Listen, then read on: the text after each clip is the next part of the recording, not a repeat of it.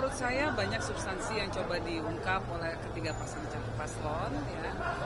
Baik sebetulnya secara umum, walaupun ada satu dua masalah ketika berkaitan dengan sikap. Jadi seharusnya kan debat ini adalah ajang bagi para pemirsa di seluruh Indonesia untuk melihat apa isi kepala paslon berkaitan dengan kebijakan, berkaitan dengan regulasi, berkaitan dengan apa yang akan mereka usung menjadi prioritas kebijakan ketika nanti menjabat sebagai presiden dan wakil presiden. Nah, agak sedikit disayangkan sih bahwa kemudian suasananya menjadi sedikit rusak ketika ada persoalan cara menyampaikan debat yang tidak sesuai dengan norma kesopanan di Indonesia. Jadi ada penilaian seolah-olah ada paslon tertentu yang berupaya untuk meremehkan paslon lainnya. Nah, menurut saya kita membutuhkan debat yang bermartabat, debat yang menggali substansi, bukan debat yang diisi dengan upaya-upaya untuk menjatuhkan orang lain lewat cara-cara yang tidak sopan. Dari TPS lihat Pak Mahfud sejauh ini, dari awal sampai akhir. Pak Mahfud sendiri sebetulnya adalah orang yang fokusnya pada hukum, ya. Sehingga semua hal banyak dilihat oleh beliau dari sisi hukum. Dan ini justru yang sangat kita butuhkan pada saat ini, karena kebijakan boleh macam-macam, tetapi kalau hukumnya tidak ditegakkan, tidak bisa diimplementasikan. Nah, jadi fokus utamanya Pak Mahfud selalu adalah kembali kepada implementasinya dalam kaitan apakah aturan-aturan yang memang sudah banyak sekali diterbitkan di negara kita ini bisa diimplementasikan, ya, karena kita masih melihat bahwa banyak persoalan-persoalan besar secara teori seolah-olah sudah ada dasar hukumnya, tetapi ketika dalam prakteknya kita melihat bahwa masih banyak sekali terjadi permasalahan karena apa? Persoalan penegakan hukum, konflik agraria contohnya, lalu kemudian penguasaan lahan oleh kelompok-kelompok tertentu, aset negara kita yang begitu besar dikuasai oleh kelompok-kelompok tertentu. Nah, ini soal keadilan, soal penegakan hukum menjadi fokus utama dari seorang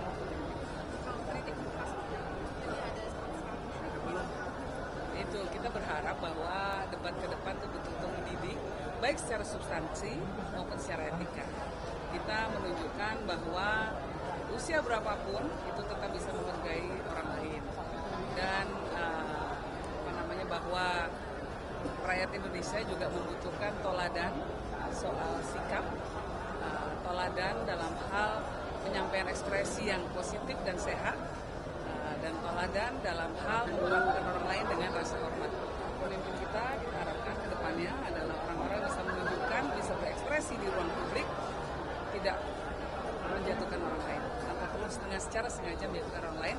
Fokus saja pada substansi, biar masyarakat lihat isi kepalanya para paslon seperti apa, sehingga orang nanti jadi seolah-olah orang yang terjadi adalah yang saya khawatirkan setelah debat malam ini adalah orang hanya akan fokus kepada gaya, kepada karakter, kepada cara penyampaian ekspresi, bukan substansi. Nah, kita inginnya perdebatan ini adalah soal substansi.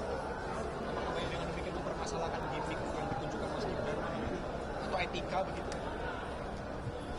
Nah, ini nih ada. Ya itu kan kesannya melecehkan sekali ya. Menurut saya itu debat kalau dan nggak perlu seperti itu, karena tokoh-tokoh yang ada adalah tokoh-tokoh yang sudah dianggap layak oleh publik untuk menjadi wakil presiden, dan sehingga adanya rasa saling hormat, ekspresi yang penuh hormat itu menjadi penting sekali untuk ada dalam debat malam ini. Nah, kalau kemudian sengaja untuk menjatuhkan itu ya memang memberikan pelajaran politik yang kurang baik, terutama untuk anak muda. Tentu kita tidak ingin masyarakat itu menilai anak muda tidak ngerti rasa hormat, anak muda tidak punya etika. Nah, justru mereka yang merasa mewakili anak muda justru harus menunjukkan bahwa anak muda itu punya etika, anak muda itu bisa mengekspresikan dirinya dengan penuh rasa hormat kepada orang lain. Mas Gibran tidak menghormati lawan debatnya dari TKN. Sudahlah Mas, kalau kita itu cerita etika, pasti ada relativitas. Saya lebih melihat objektivitas dari substansi yang disampaikan Mas Gibran sangat kualitatif. Gitu. Ya, begitu ya. Makasih kawan-kawan. Saya pikir debat malam ini cukup menarik ya, membahas masalah yang nyata dihadapi oleh bangsa dan negara kita, dan semua kandidat wakil presiden sudah mengemukakan pokok-pokok pikiran dan program-nya. Kemudian juga dalam tanya jawab masing-masing satu pertanyaan yang cukup cerdas, dan masing-masing juga sudah menjawab, walaupun kadang-kadang jawabannya ada yang tidak pas dengan apa yang ditanyakan. Tapi saya pikir memang tidak semua orang itu tidak akan paham semua persoalan, pasti seperti itu ya. Tapi satu hal yang saya amati malam ini, penampilan Pak Gibran agak di luar dugaan ya.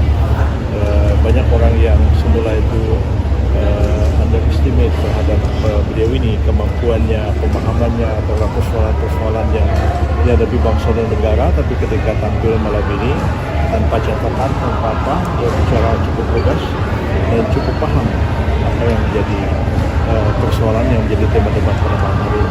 Berarti Mas Gibran dianggap unggul ya?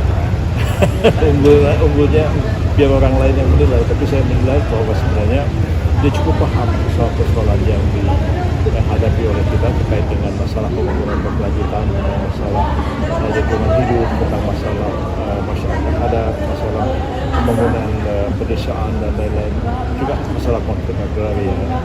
Dan kita paham bahwa masalahnya cukup rumit ya, yang semestinya memang semua pasangan calon berbicara tentang bagaimana ke depan.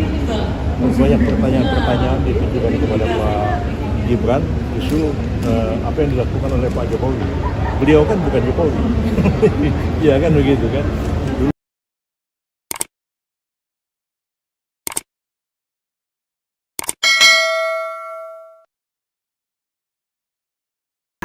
Menghadirkan lokal menjadi Indonesia.